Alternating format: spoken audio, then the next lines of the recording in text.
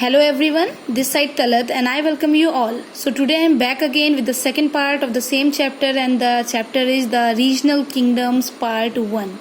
So let's start. As I have already told in the previous video that many dynasties ruled India during the early medieval period. Like in the north, the Rajputs, the Ghaznavis, the Ghorids, the Pallats and the Gurjar Pratiharas were powerful. बहुत सारी dynasties ने early medieval period में India में rule किया. North में Rajput, Ghaznavid, Ghorids, Palas and Gurjara Pratiharas काफी powerful रहे. So in the previous video I have already told you about the Rajputs. Rajput के बारे में मैं आपको प्रीवियस वीडियो में बता चुकी हूँ. So here I am going to start with the Ghaznavids. मैं यहाँ पे आपको गजनविद से स्टार्ट करने वाली हूँ. सो गजनविद्स 1000 ऑनवर्ड्स यानी 1000 ऑनवर्ड्स उसके आगे बहुत सारे इन्वेडर्स ने इंडिया में नॉर्थ वेस्ट के माउंटेन पासेस से इंडिया में एंटर किया और फिर इंडिया पर अटैक किया. तो महमूद जो गजनी का रूलर था, गजनविद्स को मैं पढ़ा रही हूँ, तो Ghaznavids means the people who came from Ghazni. तो Mahmud Ghazni who was the ruler of Ghazni that started the first series of invasion. उसने जो इन्वेशन की जो सीरीज थी उसको स्टार्ट करने वाला जो था, he was the ruler of Ghazni. वो गजनी का रूलर था. So here I am starting Mahmud of Ghazni. Mahmud of Ghazni यानी गजनी का जो रूलर था उसका नाम महमूद था. तो ये जो जगह है गजनी जो तब थी, तब इसे गजनी कहा जाता था. अभी भी ये पाकिस्तान में जगह है. तो महमूद ऑफ गजनी यानी महमूद ऑफ गजनी यानी महमूद जो गजनी से आया था उसे अपना किंगडम, उस एरिया का जिस एरिया से वो बिलोंग करता था, जहाँ का वो राजा था, उसे अपने किंगडम को पावरफुल करना था. उसके लिए उसे एक लार्ज आर्मी की जरूरत थी. अब लार्ज आर्मी की जरूरत थी तो उसे करना क्या था. ऑब्वियसली एक राजा दूसरी जगह पर अटैक करता है तो फिर उसको वहां से जो कुछ मिलता है उससे वो अपने किंगडम को पावरफुल बनाता है. उसने सुना हुआ था कि इंडिया में जो नदर्न इंडिया है वहां के जो किंगडम्स है काफी वहां पर वेल्थ है. So he decided to raid India. इसलिए जो उसने नदर्न इंडिया की वेल्थ के बारे में सुना तो उसने सोचा कि मुझे इंडिया पर रेड करनी चाहिए, मुझे इंडिया पर अटैक करना चाहिए, जिससे मैं वहां से पैसा इकट्ठा कर सकूं और अपनी आर्मी को बड़ा कर सकूं, अपनी आर्मी को और स्ट्रांग कर सकूं. Now the next is 26 years. 26 years में 1000 to 1026 यानी 1000 से 1026 का 26 ईयर्स के टाइम में महमूद ऑफ गजनी ने 17 टाइम्स इंडिया पर अटैक किया, इंडिया पर इन्वेड किया. उसकी जो सबसे पहली जो स्टार्टिंग में उसने रेड की, जो अटैक किया, वो पंजाब के हिंदू शाही रूलर्स के अगेंस्ट था. वहां उसके बाद उसने राजा जयपाल को, आनंदपाल को हराया और बहुत सारा ट्रिब्यूट उसे बदले में मिला. मथुरा और कन्नौज में 1018 में अटैक किया और सोमनाथ में 1026 में उसने अटैक किया. और सोमनाथ के टेम्पल, जो गुजरात में सोमनाथ के टेम्पल हैं, वहां से उसने बहुत सारा पैसा लेकर वो अपने साथ गया. यहाँ तक जो वॉल्स में बहुत प्रीशियस स्टोन्स लगे हुए थे वो भी अपने साथ लेकर गया. और बहुत सारा उसे लूट का सामान, लूट की चीजें वो अपने साथ लेकर गया. और जब वो वापस अपने जगह पर गया, गजनी गया, तो उसने ब्यूटीफुल मॉस्क्यू, सुंदर सी मस्जिद बनवाई, लाइब्रेरी और म्यूजियम बनवाए. और 1026 तक जो आखिरी बार उसने अटैक किया था, उसके बाद 4 इयर्स के बाद महमूद गजनी की डेथ 1030 में हो गई. ठीक है. So this was about Ghaznavids, Ghazni के बारे में था. Now next is the Ghorids. Ghorids means the person who belong from Ghor से जो बिलोंग करता है इज कॉल्ड एज घोरिद्स. तो गजनी की तरह घोर भी, जैसे गजनी था वैसे ही घोर भी एक छोटी सी जगह है, अभी पाकिस्तान में है ये जगह. तो महमूद ऑफ गजनी था, उसने घोर के राजा को हराया and made him his vessel, और उसे अपना वेसल बना लिया. फिर जब महमूद गजनी की डेथ हो गई तो महमूद गजनी की डेथ होने के बाद गजनविद्स वीक हो गए. गजनविद्स जब कमजोर हो गए तो मुइजुद्दीन मोहम्मद जिसे मोहम्मद घोरी के नाम से जाना जाता है, उसने एक बार फिर से घोर को अपना इंडिपेंडेंट कर लिया, महमूद गजनी से अपने आप को अलग कर लिया. और इसके अलावा उसने अपना घोर को गजनी से छुड़ा लिया और साथ के साथ गजनविद की जो भी टेरिटरीज थी वो घोर में मिला ली गई. और मोहम्मद घोरी मुइनुद्दीन मुइजुद्दीन मोहम्मद को हिस्ट्री में मोहम्मद गोरी के नाम से जाना जाता है। मोहम्मद गोरी एक्चुअली एक एम्बिशियस रूलर था। वो अपना एम्पायर तो एक्सपेंड करना चाहता था, बढ़ाना चाहता था। उसने इंडिया पर अटैक किया, तो इंडिया पर अटैक उसने सिर्फ यहाँ की वेल्थ के लिए नहीं किया, बल्कि वो चाहता था यहाँ पर अटैक करना और अपना एम्पायर को इंडिया में इस्टेब्लिश करना। मीन्स उसने भी अटैक किया, पर महमूद ऑफ गजनी का पर्पस यहाँ से वेल्थ ले जाना था, लेकिन मोहम्मद गोरी का पर्पस यहाँ से वेल्थ ले जाना नहीं, बल्कि यहाँ पर अपना एम्पायर इस्टेब्लिश करना था। 1175 में 1175 में मोहम्मद गोरी ने मुल्तान पर अटैक किया और उसे जीत लिया। 1178 में फिर वो आगे बढ़ा और उसने गुजरात पर अटैक किया और सोचा कि मैं इसे जीत लूं, लेकिन वो वहां पर हार गया। जल्दी ही मोहम्मद गोरी को लगने लगा कि पंजाब एक सबसे अच्छा बेस है, कि अगर मुझे आगे जीतना है, इंडिया में अपना किंगडम स्टैब्लिश करना है, तो मुझे पंजाब को जीतना होगा। सो फाइनली 1190 में मोहम्मद गोरी ने पंजाब को जीत लिया। अब पंजाब को जीतने के बाद जो उसके नेबरिंग किंगडम्स थे, आसपास के जो रूलर्स थे, लाइक दिल्ली के रूलर्स, अजमेर के रूलर्स, पृथ्वीराज चौहान, ये अब तैयारी कर रहे थे। दे वर थिंकिंग कि अब अगला नंबर उनका है, अब अगला अटैक उन पर किया जाएगा। तो दे वर ऑलरेडी प्रिपेयर्ड, उन्होंने अपने आप को तैयार कर लिया था। Next is the battle of train. अब ये जो डर था पृथ्वीराज चौहान और आसपास के राजाओं में, जो डर था, कहीं ना कहीं एक वॉर होना था, एक बैटल जो होना था, वो बैटल टरेन नाम की जगह पर हुआ। तो बैटल ऑफ टरेन ये 1191 में बैटल ऑफ टरेन हुआ। दोनों की आर्मी, मोहम्मद गोरी और पृथ्वीराज चौहान की, दोनों की आर्मी टरेन में एक दूसरे के सामने थी। And that is the place 80 miles away from Delhi. ये बैटल ऑफ टरेन जहां पर बैटल हुआ, ये टरेन नाम की जगह दिल्ली से 80 माइल्स अवे थी, 80 माइल्स दूर थी। मोहम्मद गोरी को पहले इस 1191 में जो पहला बैटल हुआ, बैटल ऑफ टरेन में, मोहम्मद गोरी को पृथ्वीराज चौहान ने हरा दिया। बट पृथ्वीराज चौहान ने एक मिस्टेक की, उसको हरा तो दिया, लेकिन उसे वहां से घोरिज को, यानी मोहम्मद गोरी को वहां से निकालकर पंजाब से नहीं फेंक दिया। और ये एक बहुत बड़ी गलती थी पृथ्वीराज चौहान की।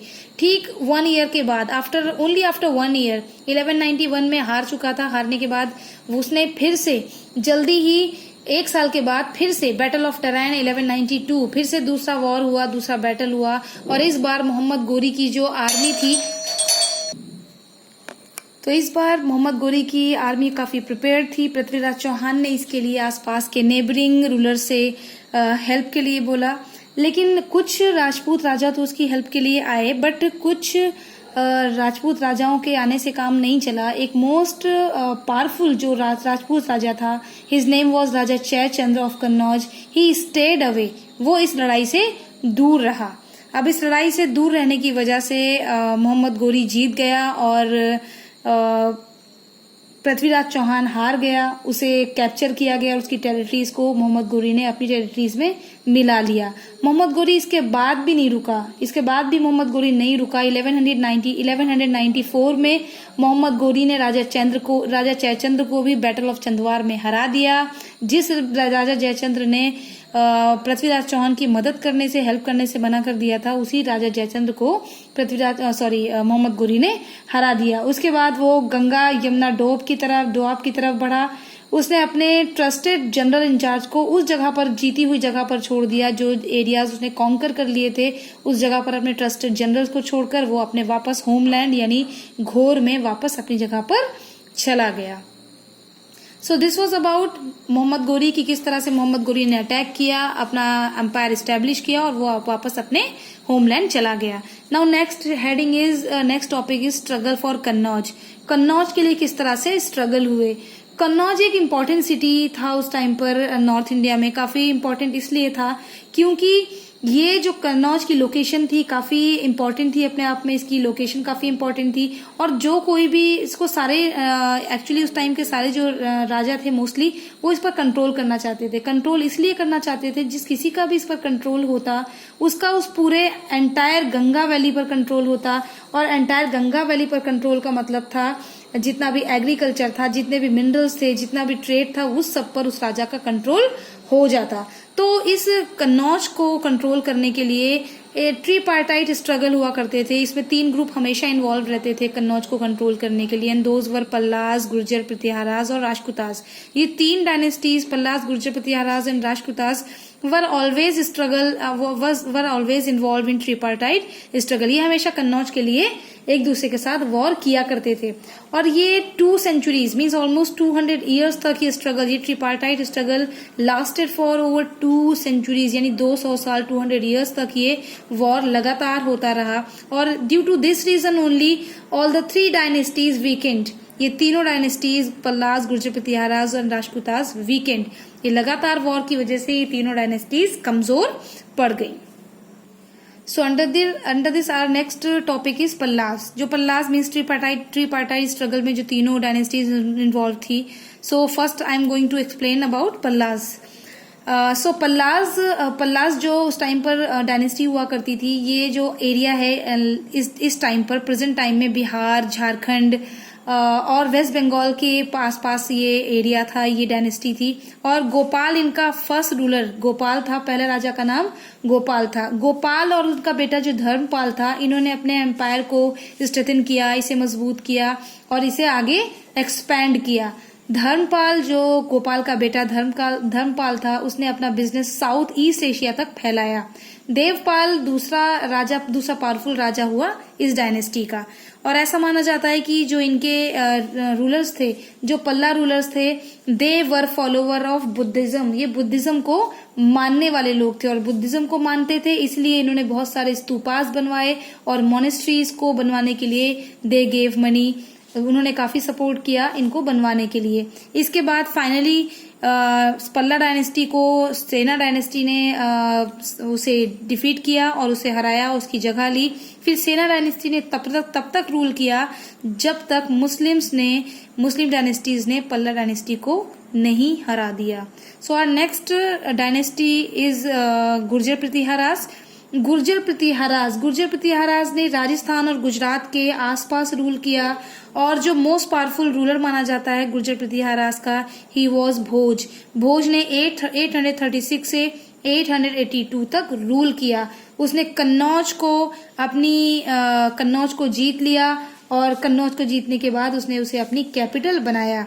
इसके बाद उसका बेटा राजा भोज के बाद उसका बेटा महेंद्रपाल राजा बना। उसने फिर इस एम्पायर को आगे बढ़ाया, आगे फैलाया।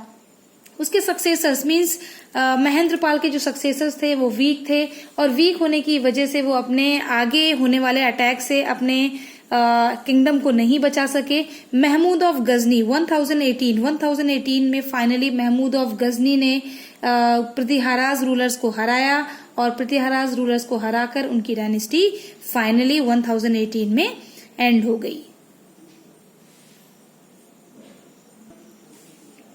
सो now next dynasty was in the tripartite struggle में जो 3 डायनेस्टीज इन्वॉल्व थी, Pala dynasty, Gurjara Pratiharas dynasty and Rajputas dynasty. So now I am going to tell about the last dynasty and that was Rashtrakutas. So before telling about Rashtrakutas, first I want to tell is the Deccan. Our next heading is Deccan. Deccan वो area है जो Narmada and Krishna river के बीच का जो area है, that is known as the Deccan. इसे डेक्कन के नाम से जाना जाता है. And Rajputas were very powerful है. राजपुतास यहीं पर पावरफुल हुआ करते थे. Rajputas rose to power in the 8th century under Danti Durga. यानी राजपुता डायनेस्टी की शुरुआत हुई थी 8th century में और इसकी शुरुआत की थी दैट वाज स्टार्टेड बाय दंती दुर्गा. दंती दुर्गा और उसके जो सक्सेसर्स थे कृष्णा फर्स्ट, इन्होंने मिलकर राजपुतास डायनेस्टी को स्ट्रॉन्ग किया. इनकी कैपिटल का नाम मालखेड़ था, जो अभी महाराष्ट्र शोलापुर में आज के टाइम में ये जगह है. ये इनकी कैपिटल हुआ करती थी. राजपुतास ने पल्लास और गुर्जर प्रतिहारास को नॉर्थ में दोनों के अगेंस्ट फाइट किया, दोनों के अगेंस्ट उन्होंने वॉर किया. और टुवर्ड्स द साउथ, अगर हम साउथ की बात करें तो ये पल्लवास के साथ, पांड्यास के साथ और चोलास के साथ भी इनके वॉर हुए, इनकी लड़ाइयां हुई. तो फिर लगातार होने वाली वॉर से ये काफी वीक हो गए और फाइनली 10th सेंचुरी में इनको इनकी जगह से हटा दिया गया। Rajputa kings were patron of arts, architecture and literature. Rajputa राजा आर्ट, आर्किटेक्चर और लिटरेचर को सपोर्ट करते थे। Famous Kailash temple, you must have heard about famous Kailash temple जो एलोरा में बना हुआ है, और रॉक कट केव जो एलिफेंटा में है, ये राजपूतास डायनेस्टी के टाइम पर, राजपूतास के टाइम पर इनको बनाया गया था। और ये जो रूलर्स थे ये रीजनल लैंग्वेजेस को काफी सपोर्ट करते थे, स्पेशली कन्नड़ लैंग्वेज को इन्होंने काफी सपोर्ट किया। So in next video I will start from other kingdoms, and till then take care and bye bye. If you want to understand the part which I have explained in this video, go through the previous part of the same chapter. Then only you can understand whatever I have told you, whatever I have explained in this video. Until then, again, take care and bye bye.